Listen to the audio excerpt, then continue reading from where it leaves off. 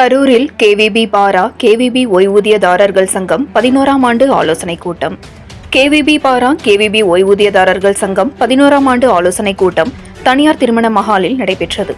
இந்த நிகழ்ச்சியில் தொடக்க விழா உரை சுகுமார் சிஜிஎம் ரெட் மற்றும் நாகதண்டாயுதம் தலைவர் கேவிபி பாரா தொடங்கி வைத்தார்.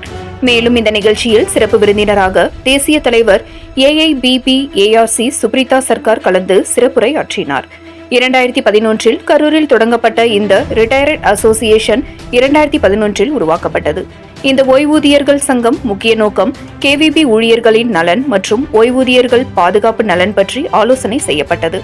ஓய்வூதியர்களின் ஹெல்த் பாலிசி போன்ற முக்கிய பொறுப்புகளை மற்றும் ஓய்வூதியம் மேம்படுத்துதல், தீர்க்கப்படாத முக்கிய பிரச்சினைகள், ராஜினாமா செய்தவர்களின் ஓய்வூதியம் பெறுவது போன்ற முக்கிய ஆலோசனைகள் நடைபெற்றது. மேலும் பேசிய தேசிய தலைவர் சுப்ரீதா சர்க்கார் வங்கியில் செயல்பாடு மற்றும் ஓய்வூதியதாரர்களின் நலன் மற்றும் பாதுகாப்பு குறித்து முக்கிய ஆலோசனை நடைபெற்றது. இந்த ஆலோசனைக் கூட்டத்தில் தமிழ்நாடு, கேரளா, கர்நாடகா, ஆந்திரா போன்ற பல்வேறு மாநிலங்களிலிருந்து ஓய்வூதியர்கள் சங்க நிர்வாகிகள் திரளாக கலந்து கொண்டனர். இறுதியாக செயலாளர் முருகன் நன்றியுரை கூறினார்.